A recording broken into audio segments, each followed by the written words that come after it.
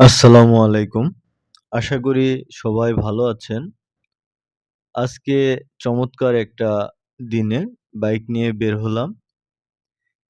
বের হয়ে একটি জিনিস আমি খেয়াল করলাম যে বিষয়টা হলো কিছুদিন পরে ফুটবল দুনিয়াতে একটি বিশ্বকাপ শুরু হতে যাচ্ছে।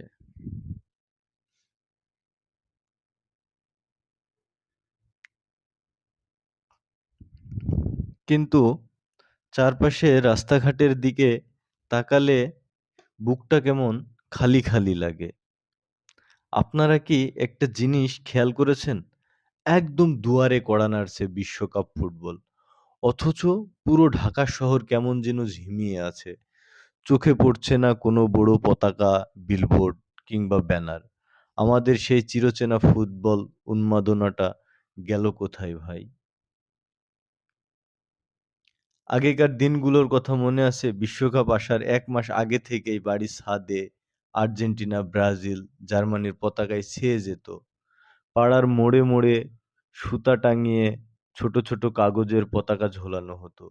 আর বন্ধুদের আড্ডায় মেতে উঠত তর্কের ঝড়। কে জিতবে? কে কয়টা গোল দেবে?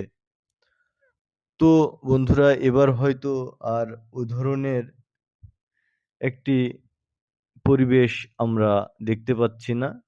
এবারের চিত্রটা একদমই ভিন্ন। কেন বলুন তো? বাস্তবতাটা বড় কঠিন। আমরা তো একটু আগেই পডকাস্টে কথা বলেছিলাম বিশ্ব রাজনীতি আর দেশের ভেতরের পরিস্থিতি নিয়ে। এই যে জিনিসপত্রের দামের ঊর্ধ্বগতি, জ্বালানি তেলের দামে লাভ আর মানুষের দৈনন্দিন জীবনের টানাপোড়েন।